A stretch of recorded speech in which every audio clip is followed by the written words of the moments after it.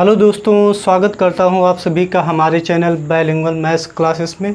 आपके बीच में फिर से हाजिर हैं एक खूबसूरत सवाल के साथ। और आज का जो सवाल है कि दो घोड़े 1280 रुपये प्रत्येक के हिसाब से बेचे जाते हैं। पहले घोड़े को 20% लाभ पर तथा दूसरे घोड़े को 25% हानि पर बेचा जाता है, तो कुल मिलाकर हुए लाभ या हानि का प्रतिशत ज्ञात करो।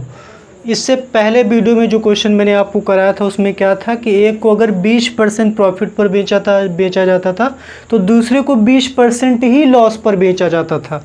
यानी वहाँ पे जो प्रॉफिट परसेंटेज और लॉस परसेंटेज था दोनों क्या था, सेम था। बट इस क्वेश्चन में क्या है, दोनों का परसेंटेज जो है डिफरेंट है।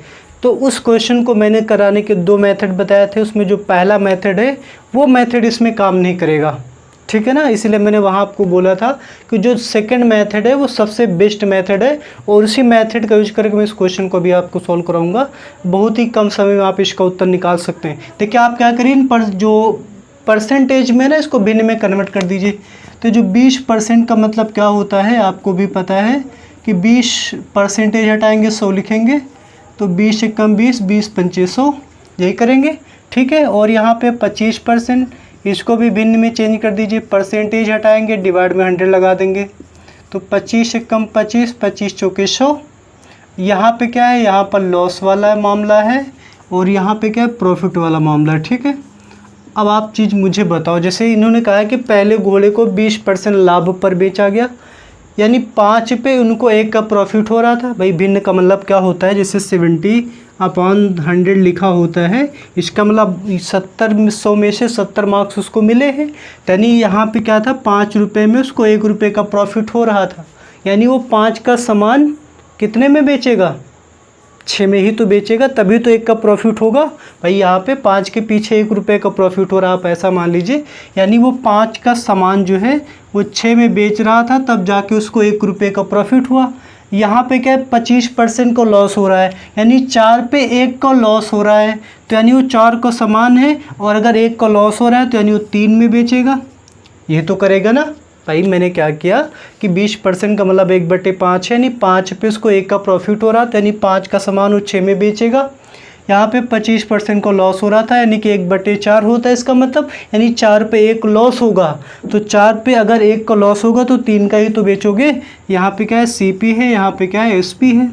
लेकिन क्वेश्चन में कहा गया था कि दोनों का SP क्या है, 1280 रुपये है, मतलब दोनों का विक्रय मूल्य समान है।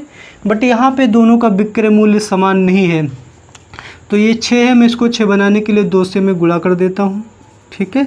तो ये हो जाएगा 8 और ये हो जाएगा 6। अब यहाँ पे ठीक है, बताओ ज़रा, अगर कोई बंदा 5 का सामान 6 में बेच रहा है तो यानी 1 का प्रॉफिट हो रहा है उसको, और 8 का सामान अगर 6 में बेच रहा है तो उसको 2 का लॉस होगा। लॉस होगा कि नहीं, 1 का प्रॉफिट हो रहा है और 2 का लॉस हो रहा है, तो ओवरऑल आपको 1 का लॉस हुआ कि नहीं। 1 का प्रॉफिट हुआ, 2 का लॉस हो गया, तो 1 के लॉस पे चल रहे हैं, यानी आपको यहाँ पे जो लॉस हुआ है, लॉस कितने का हुआ है, 1 का हुआ है। आपको पता है कि जो लॉस या फिर प्रॉफिट परसेंटेज होता है वो CP पे निकलता है। यहाँ पे दोनों का CP कितना हो जाएगा, 5 और 8, 5 और 8 मिलकर कितना हो गया, 13। यानी कि 13 पे जो है आपको 1 का लॉस हो रहा है, वो परसेंटेज चाहिए तो आप कर देंगे 100 के मल्टीप्लाई, यानी कि 100/13%, यानी कि उस व्यक्ति को 100/13% का क्या हुआ है, लॉस हुआ है, ठीक है। और यही सवाल का सही उत्तर है। आई होप आपको ये समझ में आया होगा। मैं एक बार रिपीट कर देता हूँ। भाई 5 का सामान 6 में बेच रहा था, 1 का प्रॉफिट हुआ। 8 का सामान 6 में बेच रहा था तो 2 का लॉस हो गया। भाई 1 का प्रॉफिट हुआ, 2 का लॉस हो गया, तो आप लॉस में ही चल रहे हैं ना, 1 के लॉस हो गया।